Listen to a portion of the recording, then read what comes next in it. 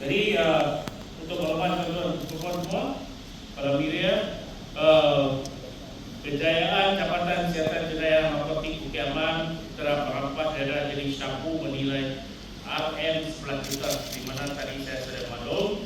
Jadi pada 25 hari bulan 10 Oktober ini jam 10.50 malam, 10.50 malam, ada dua tim, pasukan dua tim daripada DXCN Narkotik Kediaman telah membuat di satu pemeriksaan ke atas dua biji buah kereta, di mana pertama telah menahan seorang lelaki Cina tempatan, warga tempatan, berumur 34 tahun, yang kita percaya dia berperan sebagai runner, dan saya kategori dia sebagai B1, dan di mana kita menahan kereta jenis motor Sagan di sekitar Bandar Baru Seri Petani Kuala Lumpur. Okey. Dan kemudian yang ini saya kategori sebagai B1. Kemudian pada masa yang sama, tim yang kedua juga membuat pemeriksaan ke atas seorang warga di Sabatu, warga Malaysia tempatan juga. Dia teknis siap. Kemudian saya kategori dia sebagai B2, dan umurnya 30 tahun, dia juga sebagai runner, dan antara jarak antara B1 dan B2 kereta yang kita buat serentak itu lebih kurang 500 meter ke 1 kilometer, 500 meter ke 1 kilometer. Dan kalau kita lihat dari segi jarak itu memang dia ada koneksi B1 dan B2.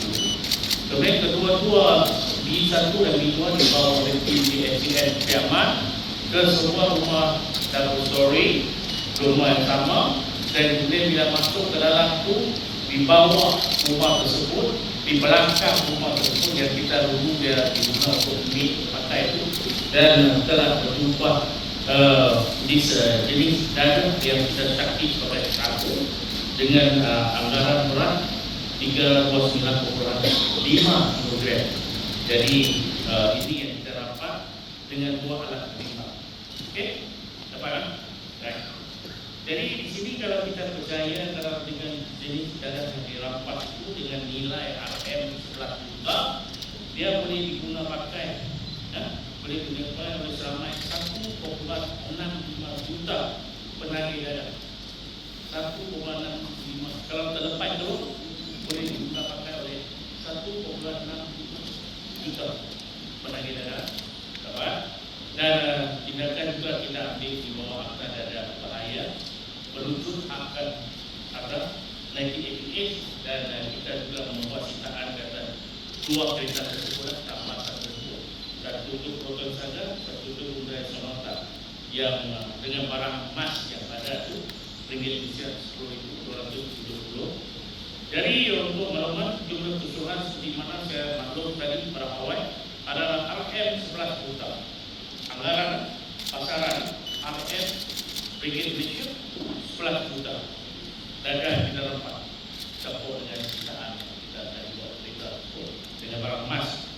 Dan kita sudah membuat application prosesan, dan kita percaya B1 ditawar gaji RM5,000 sebulan. B1 yang tadi umur 34 ditawar dia punya gaji RM5,000 sebulan. Dan untuk B2 pula dia ini ditawar gaji RM10,000 dalam hari. Universitas yang mengapa beda. Di B2 itu dia di sini yang sini. Dan dua-dua ini kita kategori sebagai runner. Apa kita tengah cari dia nanti kita. Dan kita percaya rumah tersebut telah disewa sejak awal bulan September 2024 dengan sewaan bulanan ringgit Malaysia 1,800. Ringgit Malaysia 1,800 kita sewa. Okay. Dan MO, kalau untuk kes ini MO dia menjadi rumah sewa sebagai satu store penyimpanan garam sebelum dia diedarkan untuk pasaran tempatan. Okey. Jadi tuan-tuan akan tanya di mana barang itu datang. Jadi saya beritahu kita dalam siasatan. Kan? Saya dalam siasatan. Memang kita akan tahu ya sila rekod data, tapi masih siasatan I not review lah. Mungkin kita akan dapat yang lebih banyak. Jadi I not today for review mana data kita akan dapat. Okay?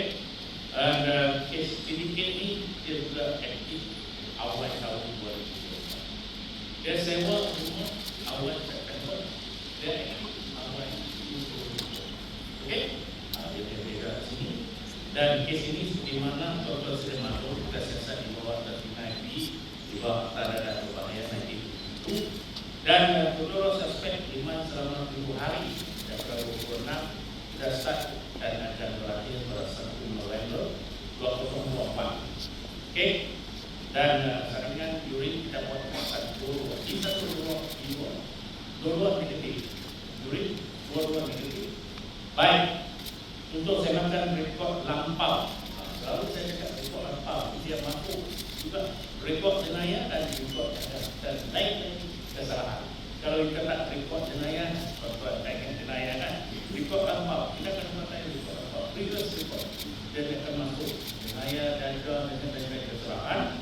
Dan B1 mempunyai 3 rekod jenayah, B1 mempunyai 3 rekod jenayah dan B2 mempunyai 1 rekod jenayah. Okey, jadi dalam kes ini kita masih menurunkan tindakan kita untuk mengatasi sedikit berangkat untuk minyak. Jadi ada apa namanya? Mampukan mai? Saya cium bagi dia mai. Tidak mahu.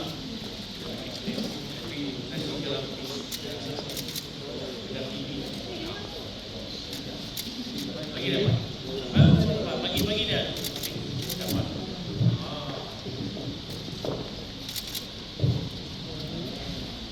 Lagi pecat laluan sikit.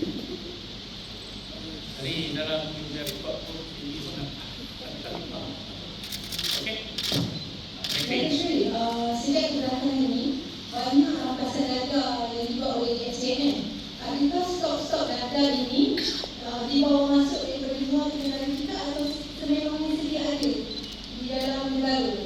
Kita negara kita sebagaimana saya sedia maklum daripada peringkat awal saya dapat divisi saya take over sementara di SDN pada 4 Februari 3. Kita negara kita sebagai transit tempat yang dan kita percaya ni dan kita tangkap dan ramai itu ada yang masuk daripada negara jiran kita. Jadi tempatnya adalah transit dan memang orang kita tak menafikan memang ada keperluan iman daripada kita baru dah biarkan orang masuk. Selain daripada kita buat untuk iman dan situ pasaran tempatan yang kita tangkap yang ramai-ramai banyak-banyak ada ramai itu dia juga akan menjadi sebagai transit untuk itu dan hantar ke negara ketiga yang mana iman. Jadi untuk melawan perempuan dan perempuan semua, kalau kita lihat si prime dengan di sini, kalau dia mungkin dia hantar keluar daripada negara yang ketiga, keempat yang kita dia harga itu melambung di sini. Kalau sini dapat 1 kilo kata syampung 33 kan, tapi dia pergi ke tempat lain mungkin dia 5 kali ada